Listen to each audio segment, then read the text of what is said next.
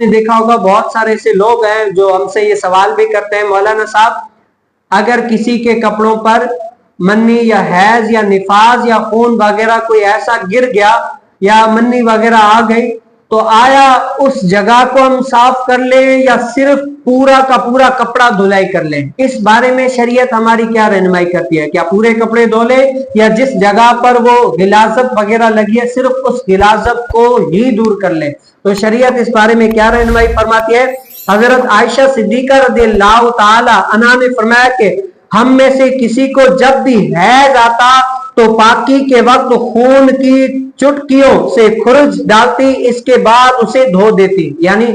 آپ کیا فرماتی، جب حیض آتا نا تو ان کی عورتوں کے آپ نے دیکھا ہوگا تھوڑے بہت ناخن بڑے ہوتے ہیں، وہ کہتی ہے جب وہ حیض یا خون یا نفاس وغیرہ سوکھ جاتا تو ہم اس خون یا نفاس کو کھروچ کے نکال دیتی، اور پھر جس جگہ پر وہ غلاظت وغیرہ لگی ہوتی تھی نا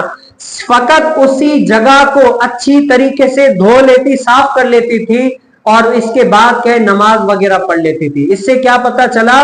جس جگہ پر غلاظت وغیرہ لگی ہو فقط اس جگہ کو ہی دھونا ضروری ہے، پورے کپڑوں کو صاف کرنا ضروری نہیں ہے۔ اگر کوئی اپنے دل کو مطمئن کرنے کے لیے سارے کپڑے دھو لیتا ہے تو یہ اچھا عمل ہے، لیکن شریعت نے اس سے کیا ریکوائرمنٹ کی ہے کہ جس جگہ پر ناپاکی لگی ہے اس جگہ کو دھو لو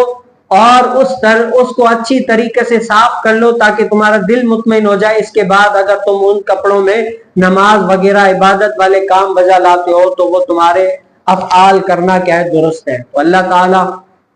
مجھے اور آپ کو بھی رسول کائنات صلی اللہ علیہ وسلم کی شریعت پر عمل پیرا ہونے کی توفیق نصیب فرمائے۔